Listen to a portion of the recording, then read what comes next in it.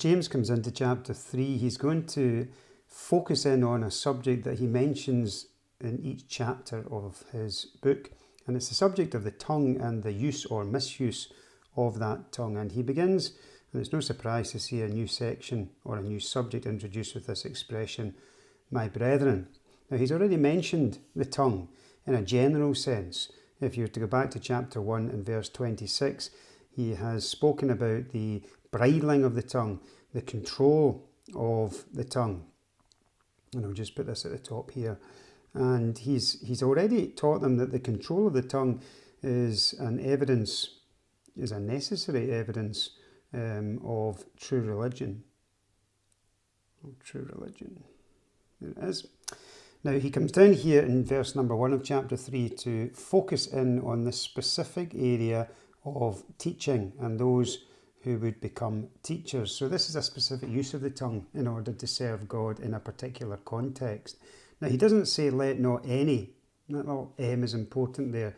It's let not many of you become teachers. He doesn't want to stop people seeking to teach and to instruct the word of God, but he does warn that to do so is to take on a stricter judgment, a stricter scrutiny from God. And that is why he warns in this section. Look at the word knowing. This is the knowledge that ought to make us careful to seek to serve God by teaching. The knowledge that we, he includes himself, shall receive a stricter judgment. Paul refers to this sort of thing in 2 Timothy when he speaks about not being ashamed, which I think refers to a future assessment of service, that we need to rightly divide the word of truth and be a workman that does so, so that we need not be ashamed, having rightly divided the word of truth.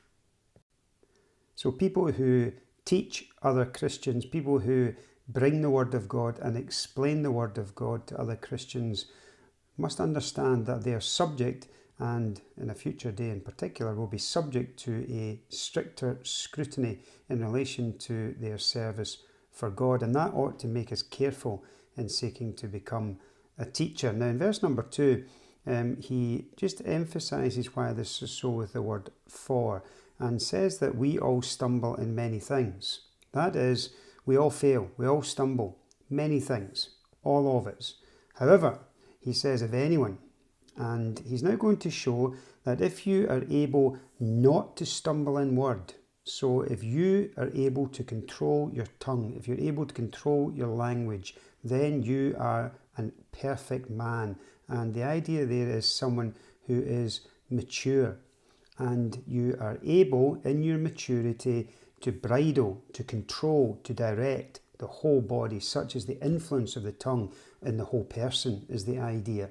So he is acknowledging in verse number 2 that all of us fail, we all stumble, and we do so in a multitude of ways and contexts. However, in this context, if you can control your conversation, if you can control your tongue, then you will be a perfect person, a mature Christian, because by controlling that tongue, you will be able to bridle the whole body. You'll be able to control the direction, and you'll be able to control the destructive power of the tongue. And to do so is an evidence of spiritual maturity. Now he comes down to verse number 3, and he's going to give us 2 examples of that very thing. So first example here is in verse number 3, and he's going to speak about horses. And then in verse number 4, he will give the second example, and there he's going to speak about ships. Now, first of all, back up to verse 3 and the horses. So with the word indeed, and then look also, he's giving us these 2 examples. Now, when we think about the horse, we discover that the horse is very large and very powerful. However, the direction of that horse is controlled by the bit that goes in the horse's mouth. So it is a very large animal, but it's controlled by a very small thing that goes into the horse's mouth. And it's significant that it's the mouth there of the horse that goes into. But then down in verse number 4, he says, okay, we've looked at animals, now look at ships.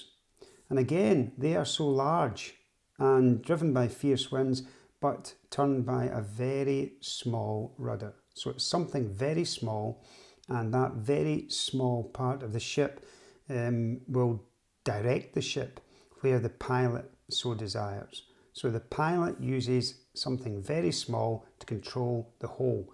And you see that's an example of what he's already said in verse number 2, that the whole body is controlled. The direction and the destructive power, as we'll see later on perhaps, is all controlled by this small element, which is the tongue. And in verse number 5, he comes down to say this explicitly, for here is the conclusion, even so.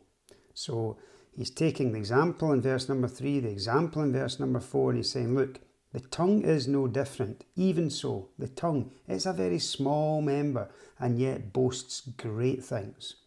So the tongue, again, is something extremely small which controls that which is big, the whole person. We need to be careful, James is saying, about the use of our tongue. Now he will go on later on to speak about the destructive power. It's a fire and it can set a huge blaze alight, and such a little implement, such a little thing can cause absolute chaos. And we know that in our experience. A misplaced word, a harsh word, an unthoughtful word, something said out of context, a nasty thing said, and it can cause a whole world of trouble. And also it can direct our lives in any sort of direction. And so we need to be careful about the tongue, is what James is saying. It's a real evidence of the reality of our faith, where we are spiritually. We can test that by how we use our tongue. So James chapter 3, we can see the flow of thought down to verse number 5 from verse 1.